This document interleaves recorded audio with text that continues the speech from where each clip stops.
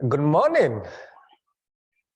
Yeah, we are grateful for having another opportunity to come, gather here, and share what the Lord has prepared for us. And I'm grateful to all of you. Yeah, we want to continue with what we started last week, and that is looking at parables, which in some way they reveal and at the same time they veil. And so today, we start with what is recorded by Mark. And Mark says, with many parables, Jesus spoke the word to them. As they were able to hear it, Jesus did not speak to them except in parables, but explained everything in private to his disciples. Mark that one. He explained everything in private to his disciples. Well, he was speaking parables, and here is recorded that's how he spoke. But aside from the public, he was explaining to his disciples. But those explanations were not passed on to us. So what do we have? What the public was left to grapple with. The disciples didn't record for us the way they did to the scriptures, the explanations. So we find ourselves like the public, and I suggest that is how Jesus wanted the public to grapple with the parables. Last time we saw a number of people who have tried to grapple with understanding parables. And one of them is Crossan, John Dominic Crossan. And this person sees parables as stories inviting people to engage with their environment. That is to see themselves as part of it, affecting and being affected by that environment. Personally, I like parables. And in parables is in line with the interest of my studies at Vanderbilt. In New Testament and early Christianity, and an area I'm trying to see how I can dive deep into is the area of human agency and human dignity in the words of Jesus. So that is what I will be looking, and I'm trying to develop how I can lift that one in the words of Jesus, and also come up with a way of reading or interpreting New Testament. So for Levine, she sees parables as helpers in asking the right questions about where we live, those we live with, and how we live. So it's about asking the right questions. William Herzog sees parables as a language, a hidden language, trying to talk to people in authority for their liberation. People who seems to be powerless, but they use parables to speak to the environment for their liberation. And so, for us today now, trying to use all that, and also what parables used in Old Testament or the Hebrew Bible. And sure enough, they are. We have Nathan's parable in 2 Samuel 12, 1-7. And here, David is the king. And the king, someone very powerful, has done what is not good to the community and people living in that community. And so, in looking into that, what transpired revealed to us that parable, in some way, they serve in shaking our perspectives. Look at that.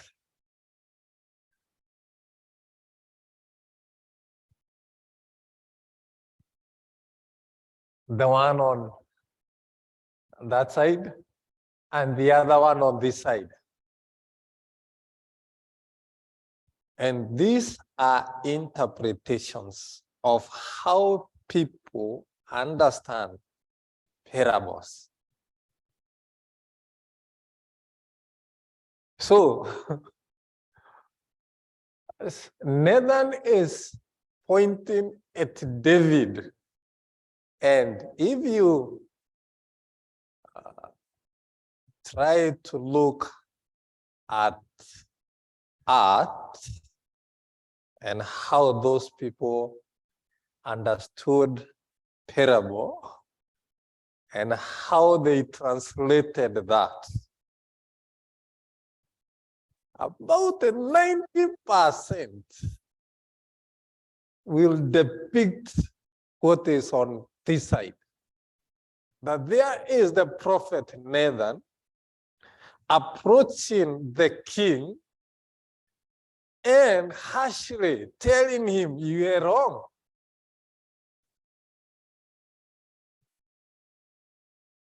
And this is the judgment. And the king is coiling at the presence of the prophet and depicting as if he is such a king. But in reality, it does not work that way. So, we don't have the inner picture of what went on in the conversation between Nathan and David. So we try to construct. But do you think this is how it was? In our community, somebody powerful like Joe Biden, and a prophet, because I'm a prophet, imagine I can just enter to White House and this is how the scenario will be.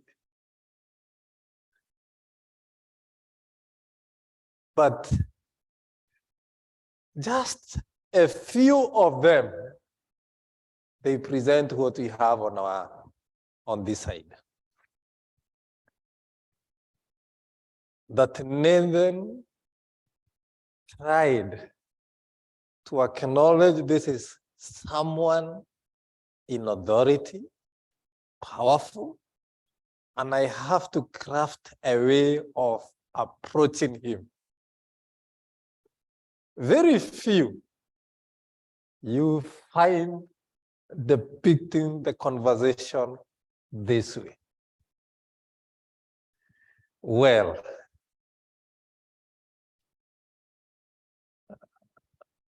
we have what we want, and probably that is what we want to see. Prophets confronting evil in that boldness. And that is ideal. And now we have the reality that it doesn't happen that way.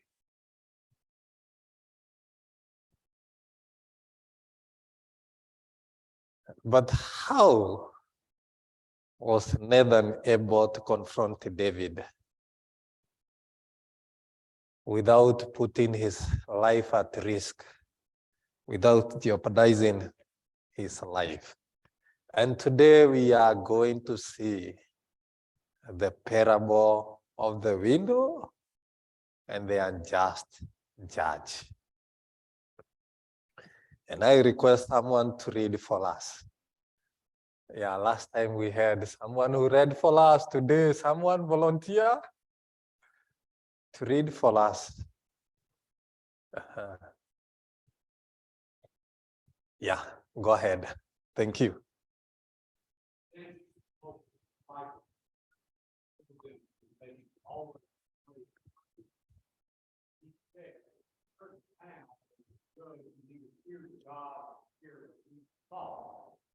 There was a widow in that town who kept coming to him to plead, grant me justice against my ex.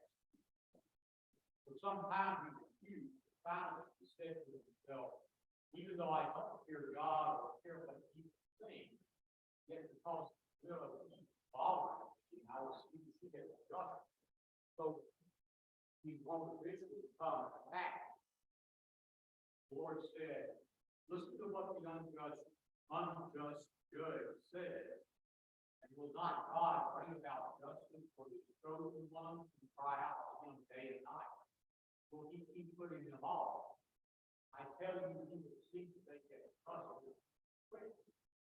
However, when the Son of Man comes, will he find faith on the earth? Thank you so much. Yeah, the parable is what is in purple.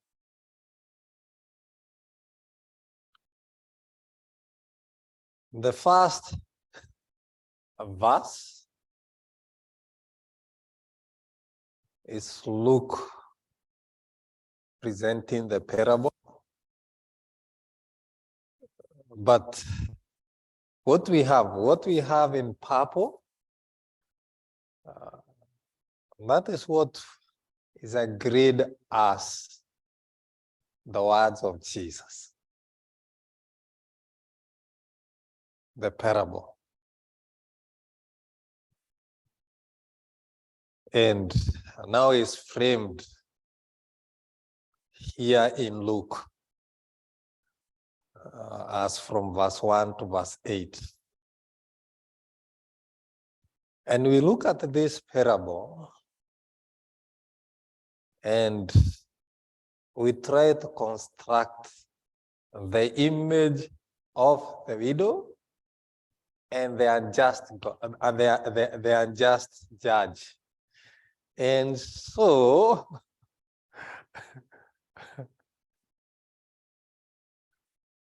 we have A and we have B. We tried to construct the scenario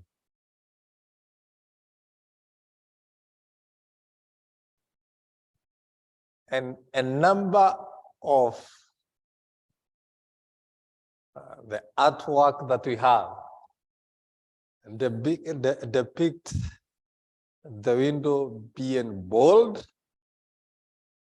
confronting the unjust judge.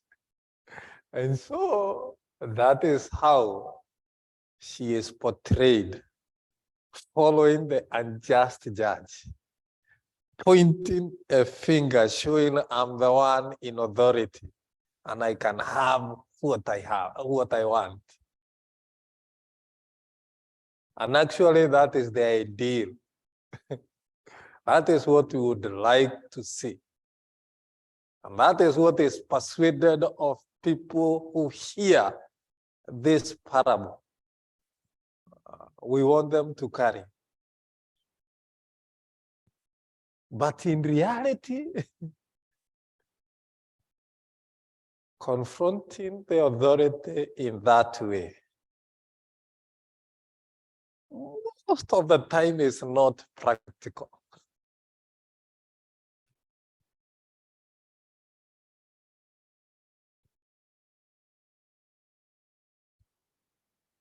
The other one,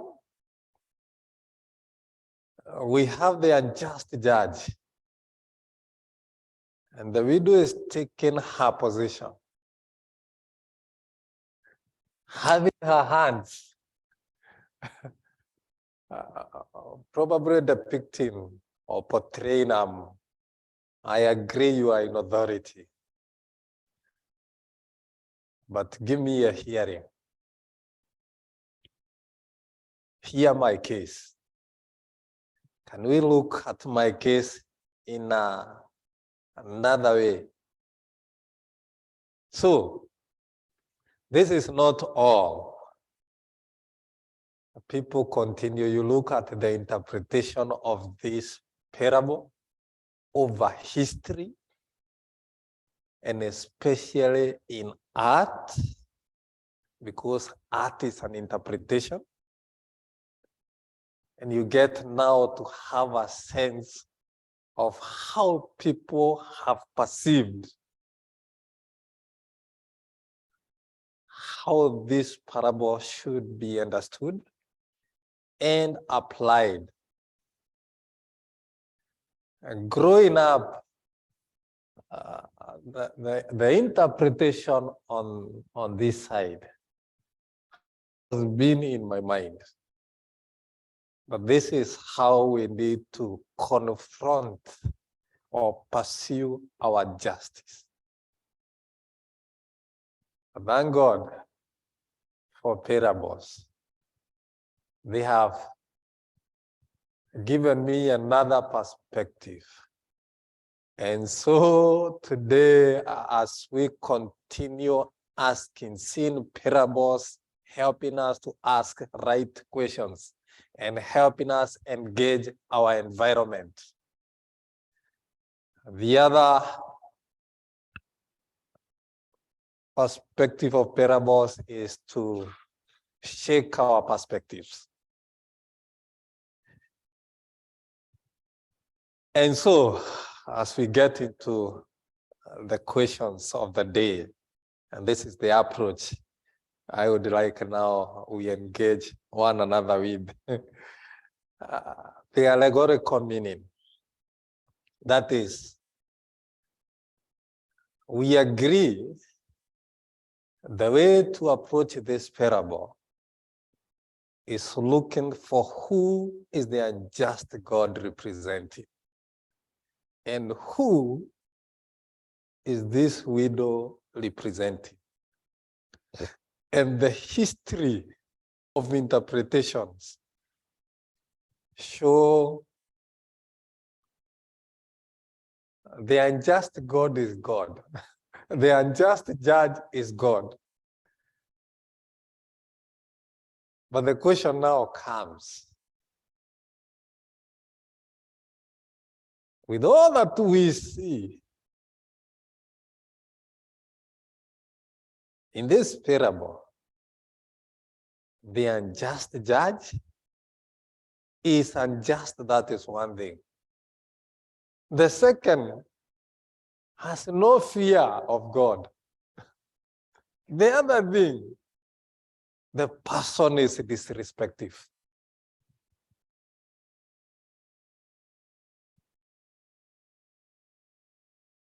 And now the question comes,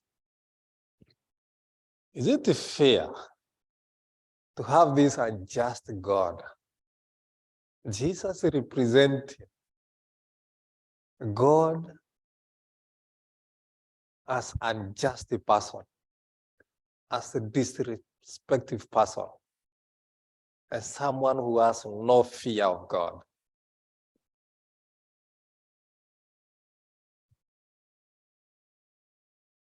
Because the history of interpretation has one thing. It wants to drive, but this is about prayer. The parable was about prayer, and prayer is made to God. And so, God in some ways unjust, is disrespectful, but with persistence can grant what you are praying for.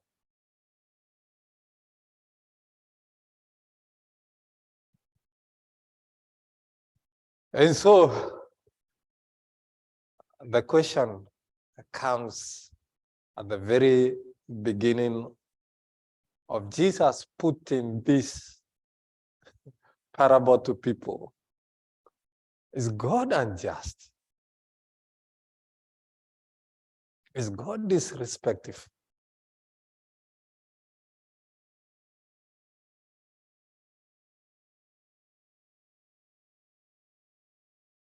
And in all this,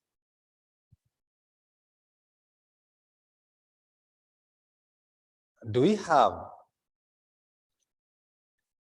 to perceive prayer to a loving God in that way? And we said here is about shaking our perspective.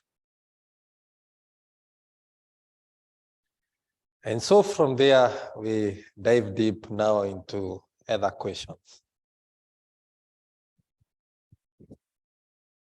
The images we have of the encounter between the widow and the unjust God, the unjust judge. Those images that the way the scenario looked like.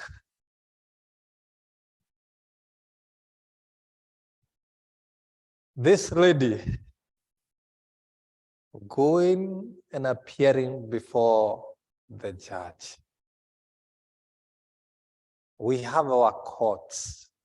That's where we go to seek for justice. And we can bring that one into this parable. But the question now out of this is, how in our community is the judge or the person in office and the people seeking for their rights or for service or their justice? An office that is supposed to serve people. How are people in those offices? The images that we have of people in those offices relate to those seeking services, and especially public service. Our perspective of the widows and also our perspective of the judge. What are our perspectives? And what do we think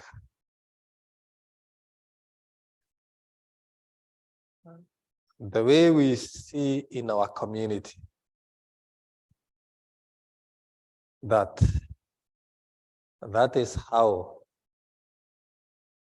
we ought to remain, or do we need to change?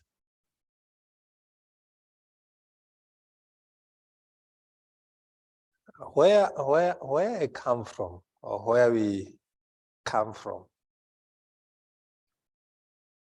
you will hear always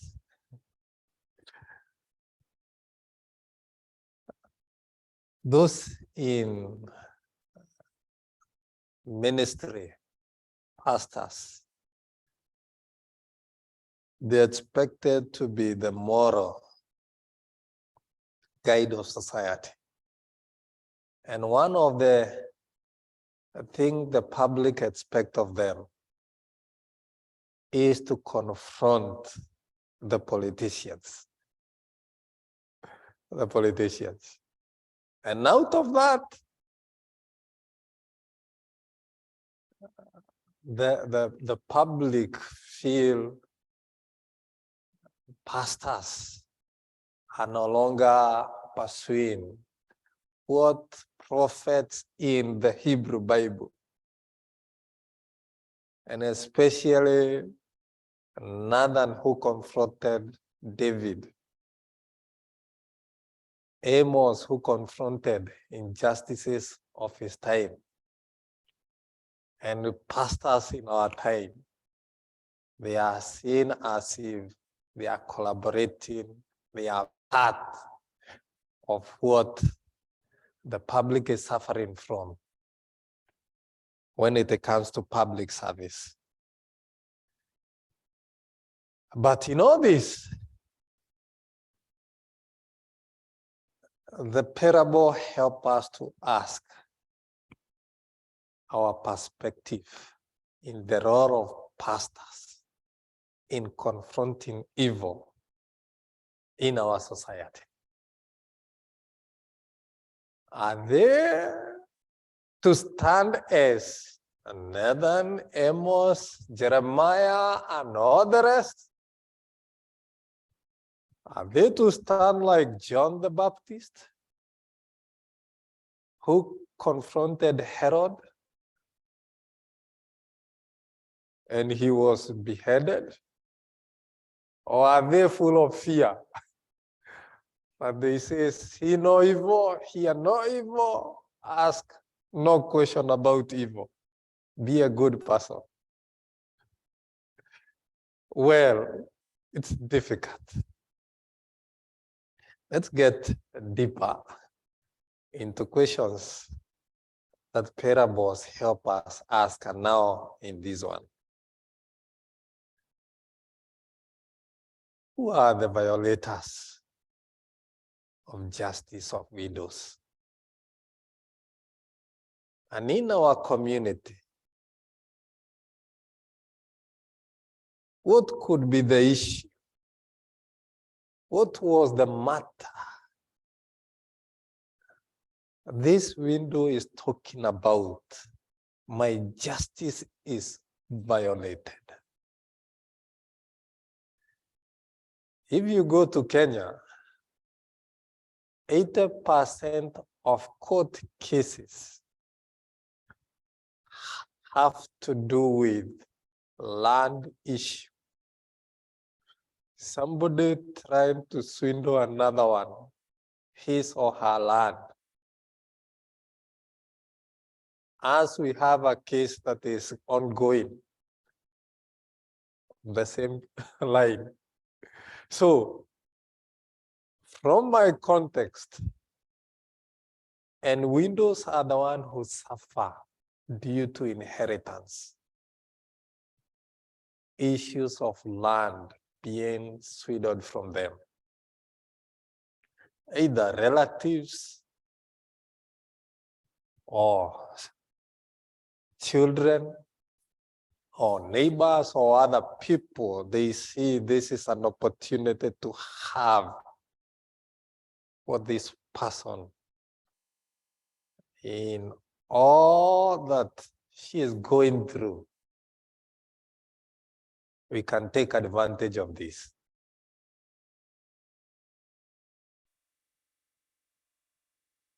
But that is in Kenya. Probably here in America, the case is different. But this one can help us ask, what could be most likely the matter widows are suffering? What is being taken from them? What are they denied? And who are these part of violating their justice? And we can enlarge the bracket of windows. And here I bring people who are taken advantage of because either of low education level or they cannot make sound judgment in some areas. Probably lack of exposure. And they find themselves, what belongs rightly to them is taken away. So in our community, parables help us to ask. And we will never be equal. So to start with is acknowledging we will never be equal. Others will have an advantage over others. So parables help us to ask and reach there. How do we see a violation of justice among certain people? Again, we can ask this question: how long had the widow pursued her justice? How long? How many times? And probably how many other people had experienced what she was going through?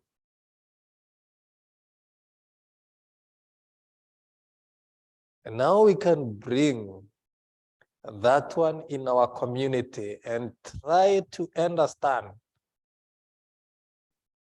the struggle of others, the struggles we go through.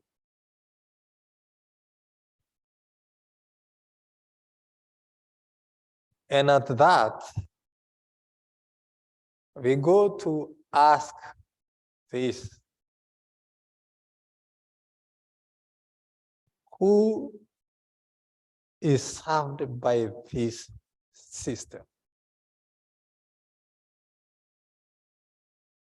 And this brings me to something I encountered in my course of doing ministry of two members, two church members. And one had served as a nurse for over 20 years. And the qualification of a nurse is high, and training, vigorous training for 3 years. But someone getting into a political office, serving as a messenger of a political office, amasses a lot of wealth within a short time. And now the nurse was asking me, really? Why? For how long are we to see this? A very young person, a year from high school, no other training from that. I have been serving the community for 20 years after vigorous training. Yet I struggle even to educate my kids. And this person, 1 year after high school, getting into this office, an office that has no qualification, is amassing this wealth. And we ask, who do these offices serve? Themselves or the public?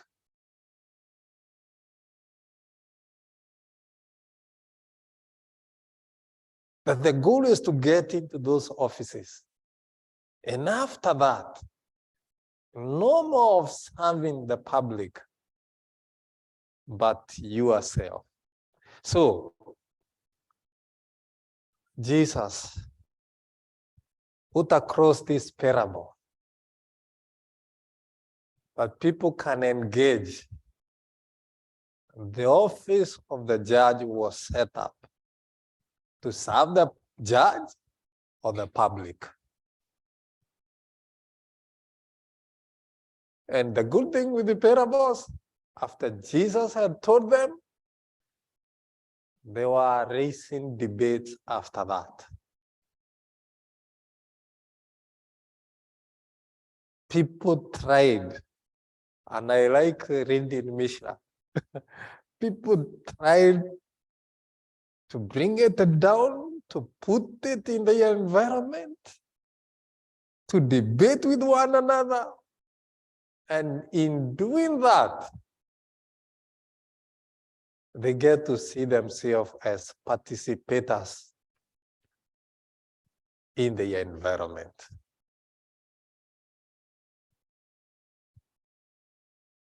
The other thing is, do we have a system that allows, Vanderbilt is a big institution. Do we have a system in our society where people, when dissatisfied, they can air their voice? Very important.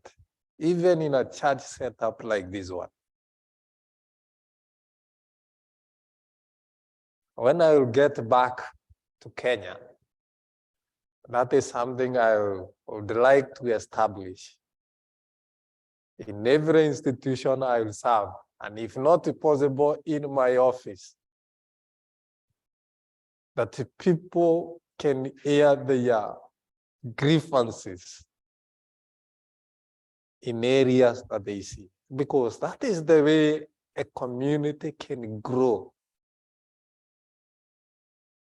Not around the people who only talk of good, but the people who can put a question in one way or the other in what is practiced.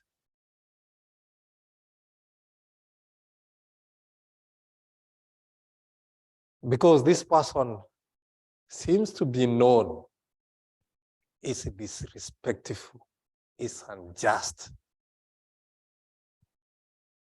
And probably with the time it became normal, or the system was so crashing that people didn't bother about questioning about those in offices and hear the unjust judge. Do people have a voice?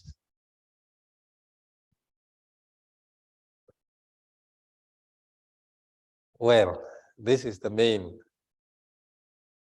area today I was focusing on.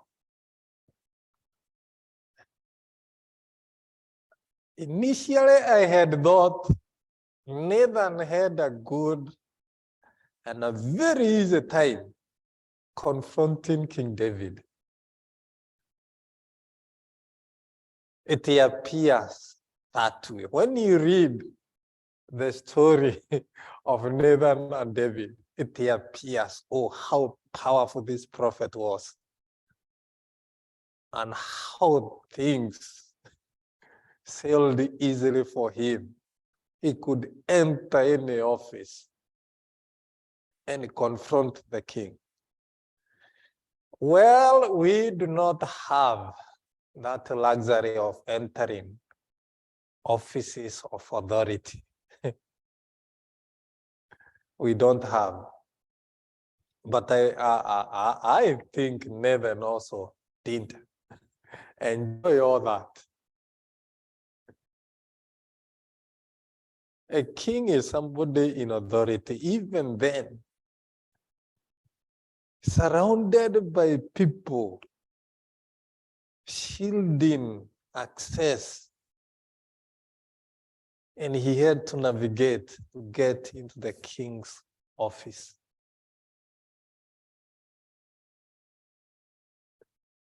Well, we can assume that was that. But in our time, how do we see getting into offices, wielding power look like?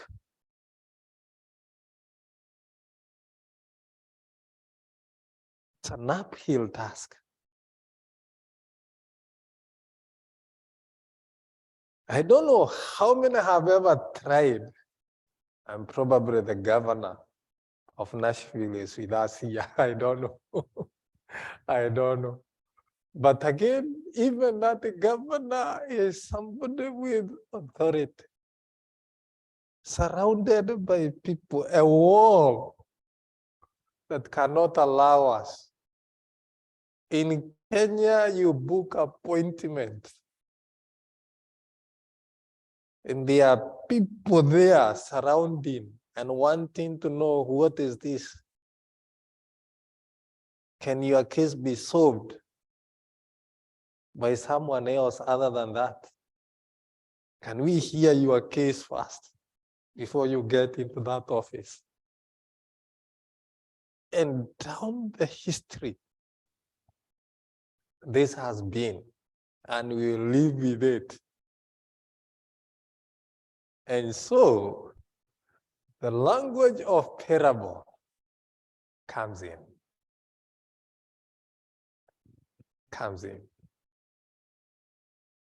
And I bet I also feel I'm inadequate to confront evils in high offices.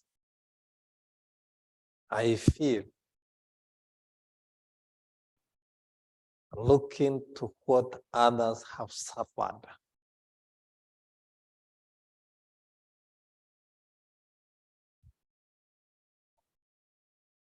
And Jesus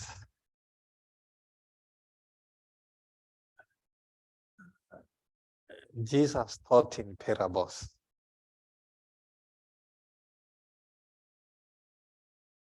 Parables, here on one hand, we have a widow.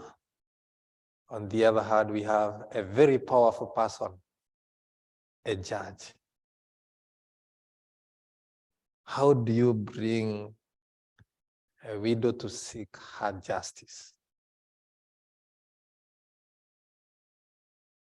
And that justice can only be secured in getting and persuading and confronting the person in authority.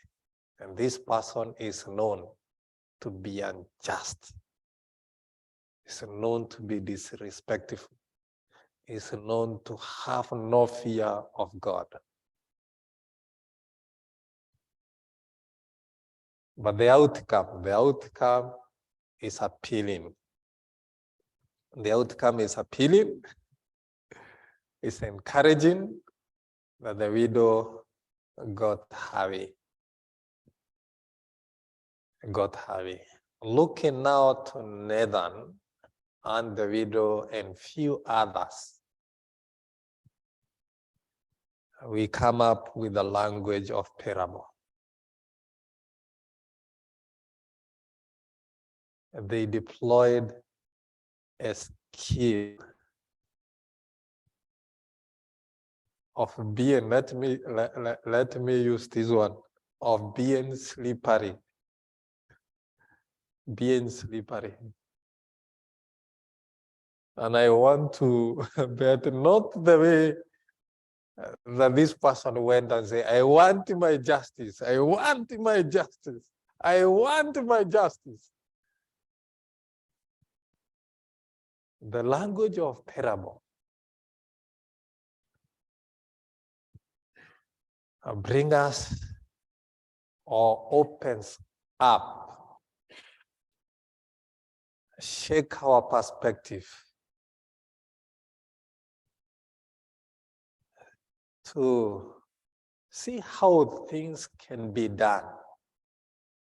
This is the goal. How do we pursue that goal? Maximizing our survival and our flourishing.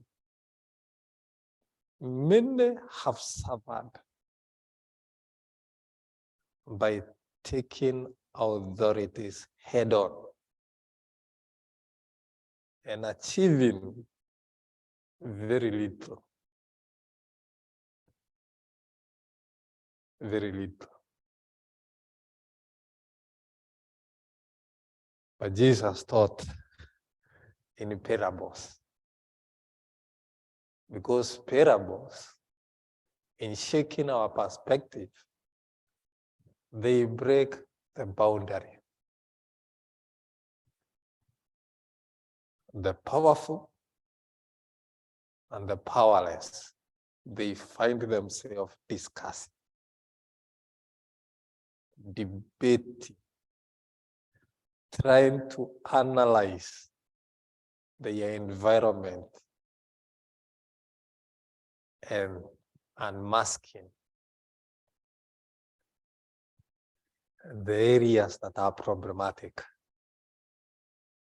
The skill of parable. And Jesus taught in parables. So, looking into today's parable, and aided by Nathan's parable, we come to see how parables invite us in relooking our perspective and also in opening up ways that we can use to ensure flourishing in our communities without putting lives at risk. At risk. And that one points to human agency. Jesus was diving into that. Well,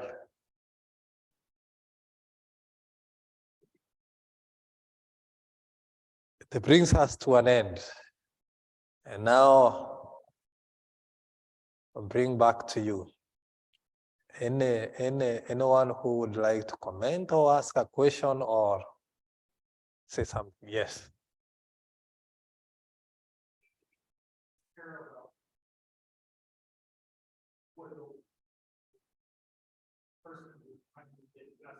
Yeah.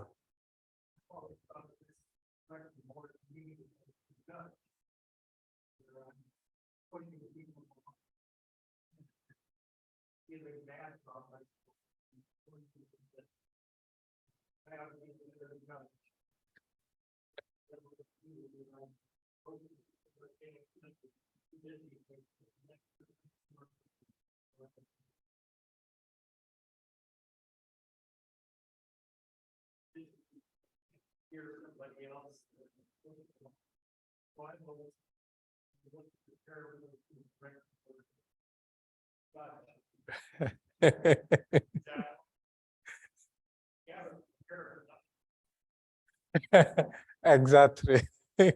Exactly. The parable does not affirm anyone, does not condemn anyone. The judge here is not condemned. The window is not affirmed. The society is invited. This is our society. Locate yourself. Locate issues. Locate who is being served and who is serving who is serving you. So the window pursues her justice, but not in a confrontational way, though that could be a possibility. But in our society, that will be crushed. She will be crushed. She will be crushed. And in all this is to bring about people participation in the environment, in what is good.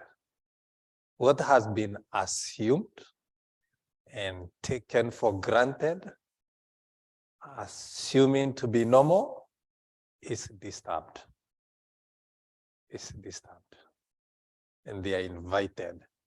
Participate in all this because you have participated in building it. You have the power to rebuild it again because you participated in building it. Thank you. I